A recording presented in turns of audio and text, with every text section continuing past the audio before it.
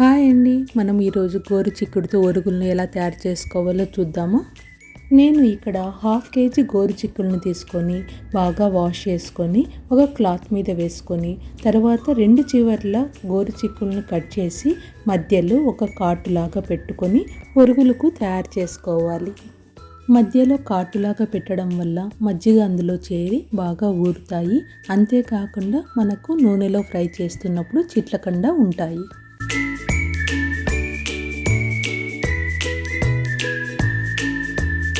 ఇలా రెడీ చేసుకున్న గోరు చిక్కుడును ఒక బాక్స్లోకి వేసుకొని పెట్టుకోవాలి.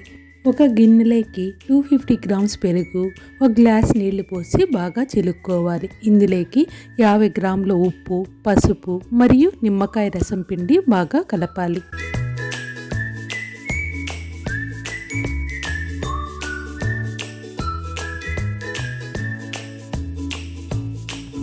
రెడీ చేసుకున్న మజ్జిగను గోరు చిక్కుడు కాయల్లో వేసి మజ్జిగలో పూర్తిగా మునిగే విధంగా చూసుకొని మూత పెట్టుకోవాలి. 2 రోజుల పాటు అలాగే ఊరనివ్వాలి.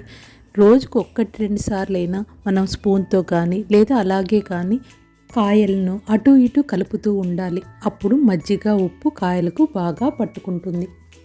మజ్జిగ మిరపకాయలకైతే మనం ఉదయం ఎండలో వేస్తాం, రాత్రి ఊరబెడతాం. అయితే మొటికాయలకు అలా చేయాల్సిన అవసరం లేదండి. కాయలకు ఉప్పు రుచి బాగా ఉండాలి అంటే కన్నా 3 రోజుల పాటు దీన్ని మనం ఊరనివ్వాలి.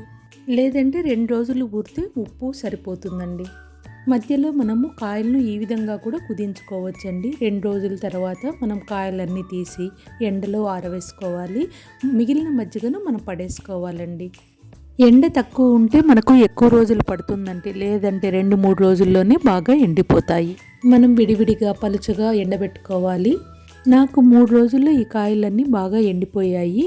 ఎండ బాగా ఉన్నప్పుడు ఎండబెట్టుకోవడం వల్ల ఇవి నల్లగా కావడం, బూజుగా రావడం అలా జరగకుండా ఉంటుంది. ఇవి ఎండిపోయిన తర్వాత మనం ఎప్పుడు కాంటే అప్పుడు నూనెలో ఫ్రై చేసుకోవచ్చండి. ఇవి సంవత్సరం పాటు నిలవ ఉంటాయి.